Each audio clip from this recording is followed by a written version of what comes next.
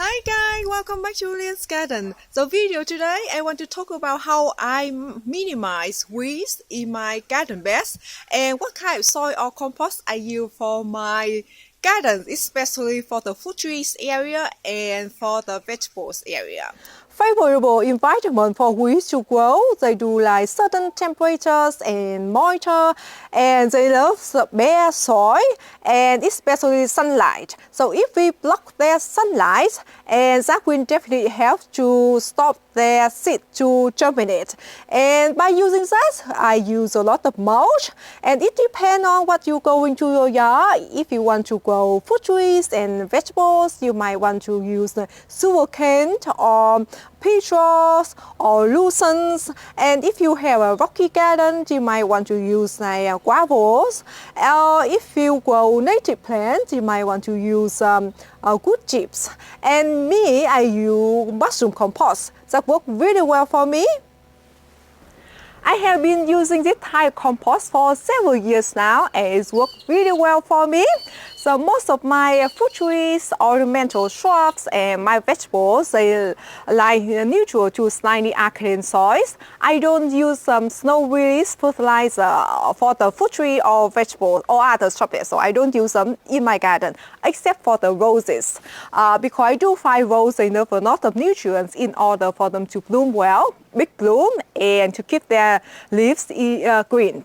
And in Vietnamese way, we say one arrow hitting to two targets. Example, so I use this compost. They bring a lot of nutrients to the soil and keep their soil moist and suppress the weed seed to grow. So we just block their sunlight, and that's why we reduce the number of the weeds to germinate. So let's head to the area I show you, where the area I haven't mulched or the area that I mulch. So you can compare about the level of the weeds growing there.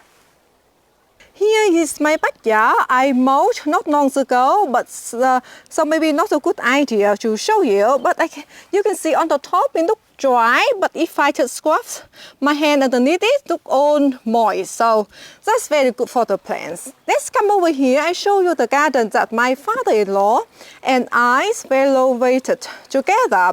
After that, I did a lot of diggings because I have to make the house, plant bare vegetables in.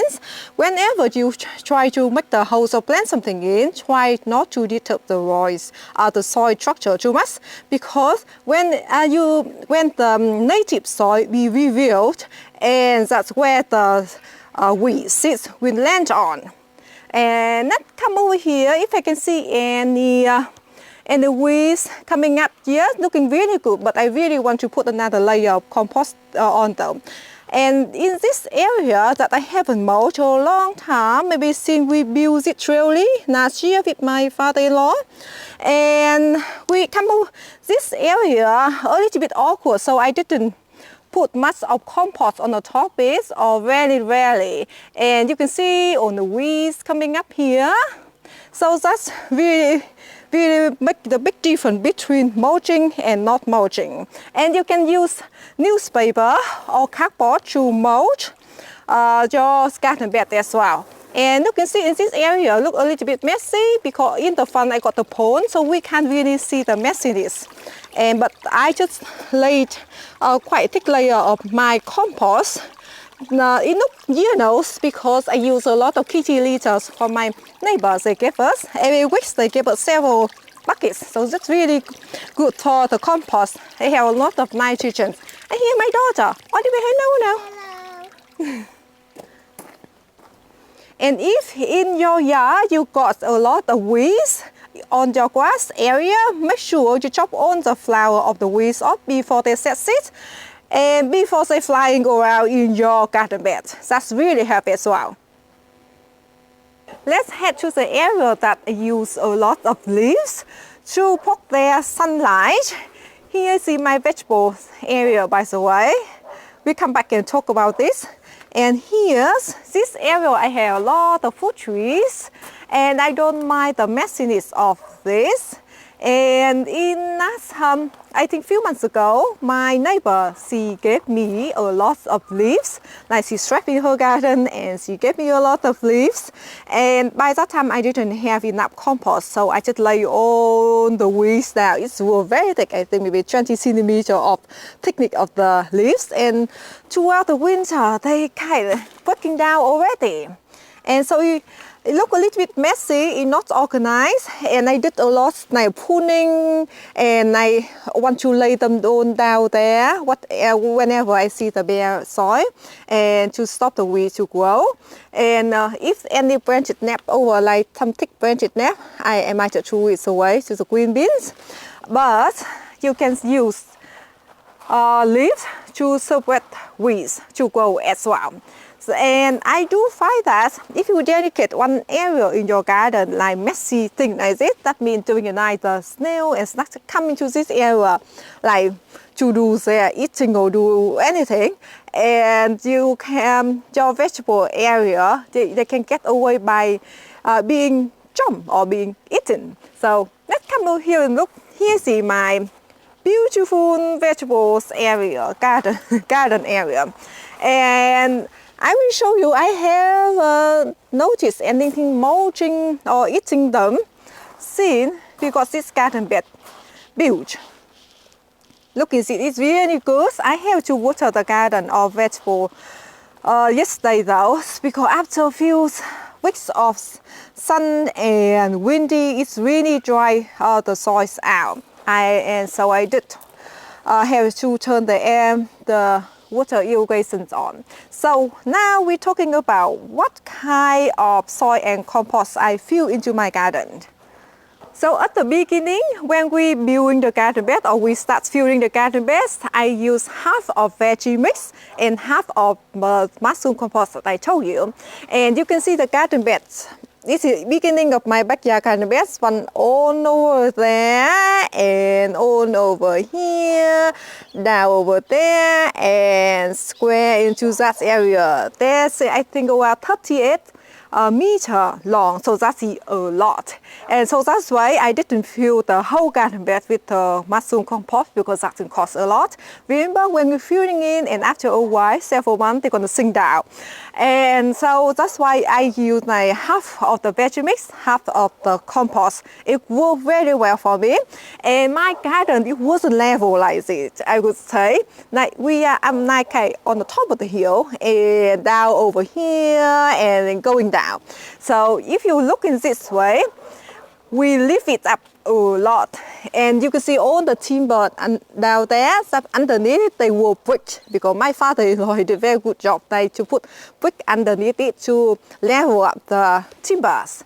And I find that after several years, we kind of, I think in the stable state that we don't have to fill the compost much as before because it took I think more half years or 8 months to we just kept continue bringing the compost in, keep bringing the compost in because the soil and compost just sink down a lot. But these two garden beds that my father-in-law, he built it for me last autumn, and I fill only one type of compost, it's only mushroom compost in, and it's growing very well. Let me show you. You see all the vegetables, they're doing really well. Lots of broccoli, and lots of the pak choy, and a lot of seeds germinates from the, what is this one? This parsnip. I really want to grow parsnip in here because they got very big root system, and they love loose and nice soil for them to grow. And this area is full of compost as well. And I did so directly of the, what is this one? Did the radish. I'm very happy with the result. And here you can see the radish just like this. And I sowed the seed quite thick as well. So we just pull out the one that they got big and it's a little one later. They can grow more later. Oh, look at that. They're all coming up. They're bulging up. I really want to show you, I do use the mushroom compost for the strawberry as well. And for my other berries, like berry, blackberries, and the raspberry, every few months I just put up a thick layer of the compost for them, and they are happy. So when you order your mushroom compost, and if you are lucky, they will deliver your compost into the stage that they are already very well composted. You can see the color like dark like this. But if they deliver for you the color like the timber like this, that means they only just harvested the mushroom. They not composted yet. If you want to use them at this stage, like mulch, that's fine. You can go ahead to spread like mulch all around your garden. But if you want to plant your veggies, seasoning, or use them to plant the fruit tree, you should better wait until they very well composted into very dark color. Also, you can see like, if they are in the state of composting, you can see the steam coming up from the compost heap. And I use the mushroom compost every 5 or 6 months. I just go all around with my wheelbarrow and buckets and just spread all over the garden every 5 or 6 months, and in my front yard as well. But make sure you don't overuse it for your acidic loving plants, example blueberries or rhododendron or camellia. I think I will make a video how I grow my blueberries in the ground and container in the future, so I will talk about that. But the compost, this type compost I use mostly for fruit tree, vegetable, and ornamental plants, not for acidic loving plant. So that's it, guys. Thank you so much for watching this video. I hope this video is useful, and I'm just so enjoying the weather today. And I hope you will find this inspire you maybe to buy some truckload of mushroom compost and grow beautiful plants and vegetables for your family to enjoy. So thank you, and see you next video. Bye bye.